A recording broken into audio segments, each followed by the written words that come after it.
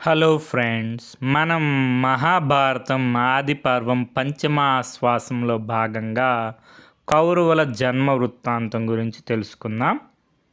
ఉగ్రశ్రవసుడు సూత మహర్షి అనే ఆ కథకుడు శౌనకాది మహాములను చూచి ఇలా చెప్పసాగారు. ధృతరాష్ట్రుడు, పాండురాజు, విదురుడు భీష్ముని సంరక్షణలో పెరుగుతున్నారు. భీష్మాచార్యులు వారు వారందరికీ ఉపనయ సంస్కారం చేయించారు. ముగ్గురు కుమారులు అన్ని విద్యల్లో ఆరితేరారు.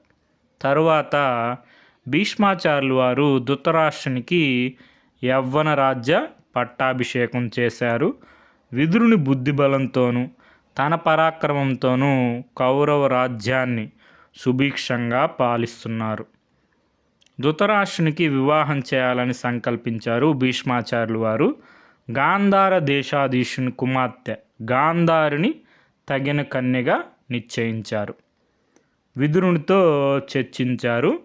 విదుర, గాంధారి తనకు 9 పుత్రులు, 1 పుత్రిక కలిగేట్టు వరం పొందింది. అందువల్ల కురువంశం అభివృద్ధి చెందుతుంది. కాబట్టి గాంధారిని మన ధృతరాష్ట్రునికి ఇచ్చి పెళ్లి చేద్దాం అని చెప్పి భీష్మాచార్యులు వారు విదురదేవుడితో చెప్పారు. విదురదేవుడు సరే అన్నాడు. వెంటనే పురోహితులను గాంధార రాజు వద్దకు పంపారు. గాంధార రాజు సుబలుడు ఈ వివాహానికి సంతోషంగా అంగీకరించాడు. గాంధారిని ధృతరాష్ట్రునికి ఇచ్చి వివాహం చేస్తానని వాగ్దానం చేశాడు. కానీ బంధువులు ఒప్పుకోలేదు. పుట్టుగుడ్డుకి పిల్లనివ్వటం ఏమిటి అన్నారు. ధృతరాష్ట్రుని వివాహం చేసుకోవడానికి గాంధారీదేవి అంగీకరించింది. తండ్రి మాట ఇచ్చాడు కాబట్టి ధృతరాష్ట్రుడే తన భర్త అని నిశ్చయించుకుంది. భర్తకు కళ్ళు లేవు కాబట్టి తాను కూడా కళ్ళకు గంతలు కట్టుకుంది. గాంధార రాజు సుబలుడు తన కుమారుడు శకునిని కుమార్తె గాంధారీదేవిని సకల లాంఛనాలతో హస్తినాపురానికి పంపాడు. భీష్మాచార్యులు వారు దగ్గరుండి ధృతరాష్ట్రునికి గాంధారీదేవికి వివాహం జరిపించాడు. ధృతరాష్ట్రుడు గాంధారీదేవి చెల్లెలు 10 మంది అదే ముహూర్తానికి వివాహమాడాడు. భీష్ములు వారు మరో 100 మంది కన్యలను తీసుకొచ్చి ధృతరాష్ట్రునికి ఇచ్చి వివాహం జరిపించారు. మొత్తం ఇప్పుడు ధృతరాష్ట్రుల వారికి 111 మంది భార్యలు. 111 మంది భార్యలతో ధృతరాష్ట్రుడు సకల భోగాలు అనుభవిస్తున్నారు. హస్తినాపురంలో ధృతరాష్ట్రుడి వలన గాంధారీదేవి గర్భవతి అయింది. అది కూడా కుంతీదేవి కన్నా ముందే గర్భవతి అయింది. కానీ ఎంతకు ఆమెకు ప్రసవం కాలేదు. ఇంతలో కుంతీదేవికి యుధిష్ఠిరుడు ధర్మరాజు పుట్టాడని వార్త తెలిసింది. అది విని భరించలేక గాంధారి తన కడుపు మీద కొట్టుకుంది. ఆమెకు గర్భస్రావం అయింది. అది విని కృష్ణద్వైపాయనుడు వేదవ్యాస మహర్షి హస్తినకు వచ్చారు. వెంటనే ఆ మాంసఖండములను 101గా విభజించి వాటిని నేతికుండల్లో పెట్టి కాపాడమని, ఆమెకు 100 మంది పుత్రులు, 1 పుత్రిక కలుగుతారు అని చెప్పారు. గాంధారి తాను చేసిన పనికి చింతించింది. కృష్ణద్వైపాయనుడు వేదవ్యాస మహర్షి చెప్పినట్టు చేసింది.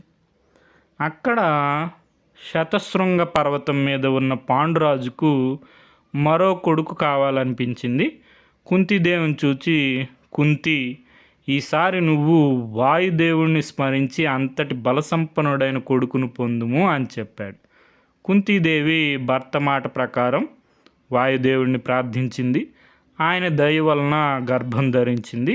1 సంవత్సరం తిరగగానే ఆమెకు వాయుదేవుని అంశతో అమిత బలసంపన్నుడైన పుత్రుడు జన్మించాడు.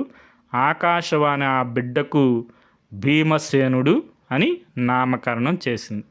ఇక్కడ భీముడు పుట్టినరోజునే హస్తినాపురంలో కలి అంశతో దుర్యోధనుడు జన్మించాడు.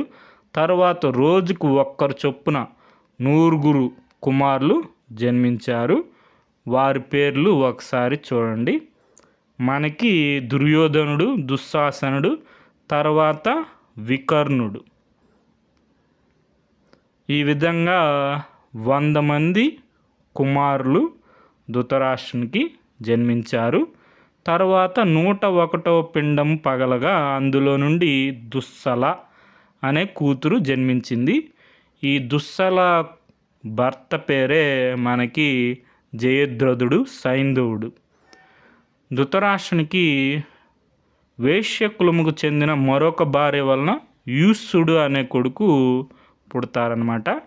ఈయన ధర్మరాజు కురుక్షేత్ర యుద్ధం ముందులో మీరు ఎవరైనా మా పక్షానికి రావచ్చు అంటే యూసులు వారు పాండవుల పక్షానికి వస్తారన్నమాట. ఈ 100 మంది కూడా భీమసేనుడి చేతిలో చనిపోతారు కురుక్షేత్ర సంగ్రామంలో. కౌరవుల్లో బతికింది ఎవరంటే యూసుడు మాత్రమే. దుర్యోధనుడు పుట్టినప్పుడు అనేక దుశ్శకునాలు గోచరించాయి. ఆ దుశ్శకునాలు చూచి భీష్మాదులు కలత చెందారు. భీష్ముడు, విదురుడు, బ్రాహ్మణులు వచ్చి ఇలా అన్నారు: ధృతరాష్ట్ర మహారాజా, దుర్యోధనుడు పుట్టినప్పుడు అనేక దుశ్శకునాలు గోచరించాయి. కులక్షయకారకుడైన దుర్యోధనుని వదిలివేసి కులమును రక్షించరాదా? నీకు 100 మంది పిల్లలున్నారు కదా అని పలికారు. కానీ పుత్రుడి మీద మమకారంతో ధృతరాష్ట్రుడు వాళ్ళ మాట వినలేదు. మనకి దీనికి మూలం మహాభారతం. తెలుగు అనుసరణ కవిత్రయం పాదరేణువు మొదలు వెంకట సుబ్రహ్మణ్యం గారు. Okay friends, thank you for watching.